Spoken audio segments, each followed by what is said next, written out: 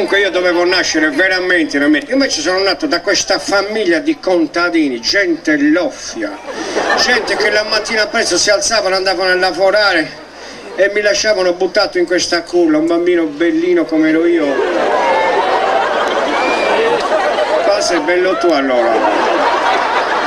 Un bambino bellissimo, gli occhi color miele, e allora occhi castagna, avrei. E lì buttato nella culla, piccolino piccolino piangevo e i parenti che mi guardavano venivano lì davanti alla culla e si mettevano sopra così, vedevo queste facce enormi con questi occhi brutti che mi guardavano e mi parlavano così. Più piccolo eri più stringevano la bocca parlando. Oh, il primo giorno parlavano così. Ma metti che aspettare nemmeno. Invece poi piano piano allargavano, parlavano. Che età potevo avere? E continuava a chiedere, età? Ma vai lì, vattene, età! 10 giorni, 3 giorni, ma che cosa età? Ce n'era uno che diceva, e dove è andato papà? Dov'è papà? Ci vuole sa furca sarà papà, cosa ne so io dov'è papà? E cosa ti porta papà? E che merda!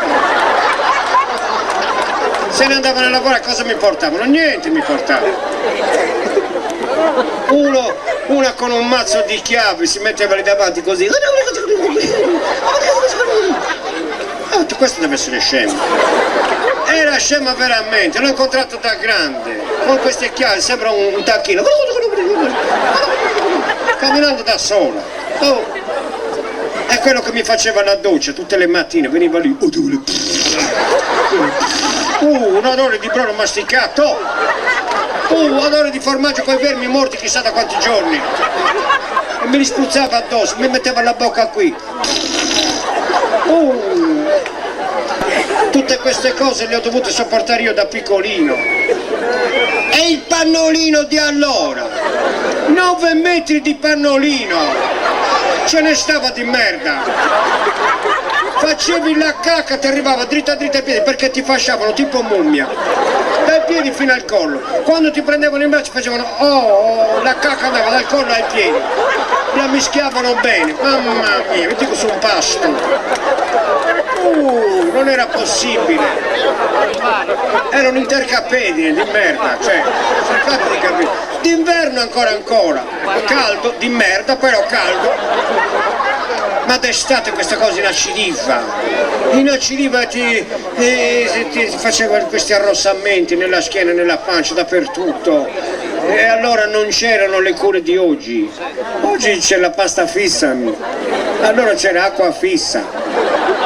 Una passata di acqua ti lasciavano tutto il giorno col culetto fuori, aspettando che gli arrossamenti passassero.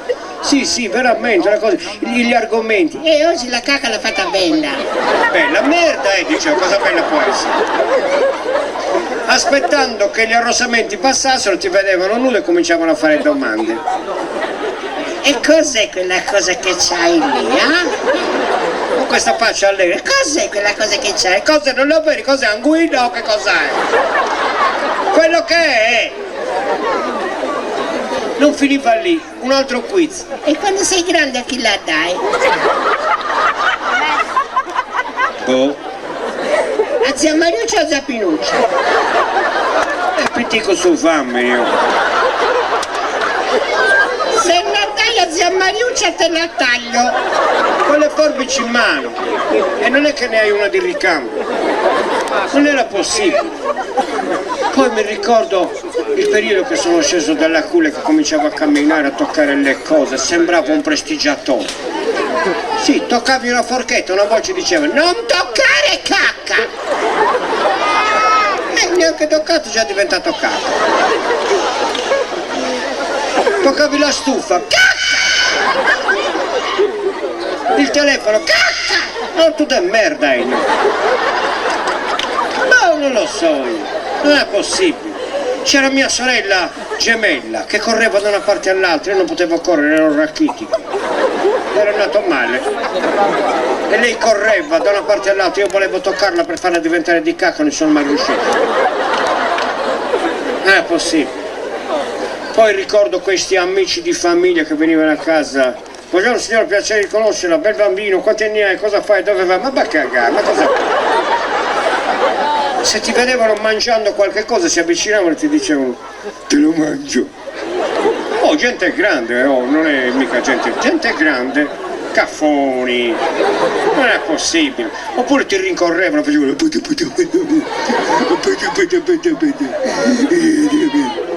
dove l'hanno imparata questa cosa qui? Non lo so. Poi quando ti prendevano facevano l'opalala, che è la cosa più brutta perché ti tirano in alto. Noi abbiamo i soffitti bassi in Sardegna. E obrala, s'abbofila. E obrala, c'ho la marca del lampadario qua io. Non ci credete? Ho scoperto che i sardi non sono bassi, sono ricraccati da questi opalala. Evitate di fare gli opalala, oh gente, perché l'ultimo opalala che mi hanno fatto a me, stavano mangiando carne di maialetto o di pecora, non lo so, le mani unte, tutte piene di grassa, bambino, opalala, slitao. Mi hanno trovato dopo 3 giorni in un terrazzo. Peggio detto di pirribibì! A tempo, siete dormiti, oh! Peggio detto di pirribibì! E che te mi ritiro?